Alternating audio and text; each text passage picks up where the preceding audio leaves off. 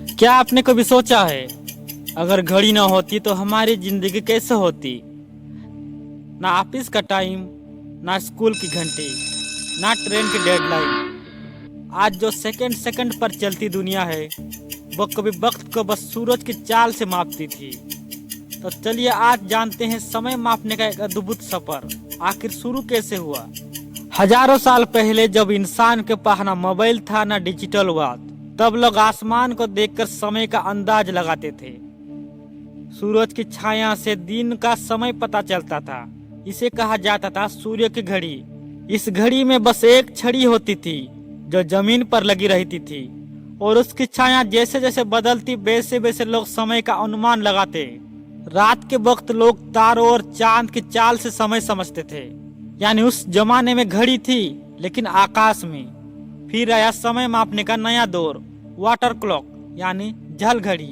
मिस्र और ग्रीस में लोग बर्तन में से धीरे धीरे गिरने वाले पानी से समय मापते थे। पानी एक समान गति में गिरता और जब खत्म हो जाता तो पता चलता एक तय समय बीत चुका है।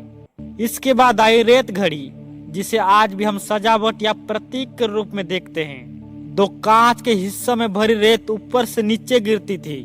जब पूरी रेत नीचे आ जाती तो एक समयावधि पूरी हो जाती। इसे पलटकर फिर से शुरू किया जा सकता था। 13वीं सदी में यूरोप में हुई एक बड़ी खोज, मैकेनिकल क्लॉक। अब पानी या सूरज पर निर्भर नहीं रहना पड़ा। इन घड़ियों में गियर, स्प्रिंग और पेडलियम का उपयोग हुआ। इसी से बना पहला क्लॉक टावर, जहां पूरी बस्ती उसी एक घड़ी की घंटी से अपना समय जानती थी। इस दौर में घड़ी अब एक तकनीक बन चुकी थी, कला, विज्ञान और गणना का संगम।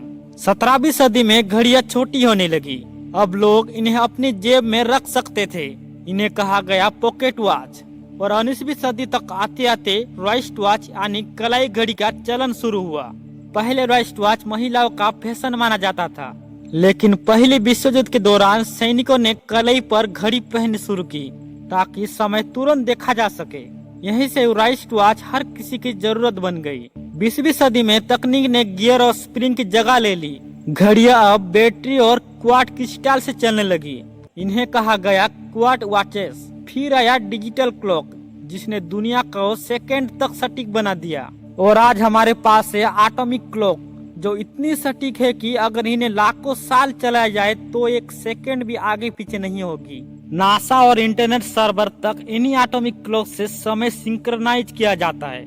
आज घड़ी सिर्फ समय बताने का साधन नहीं रही, बल्कि हमारे शरीर की नब्ज मापती है, नींद ट्रैक करती है और हमें दुनिया से जोड़ती है।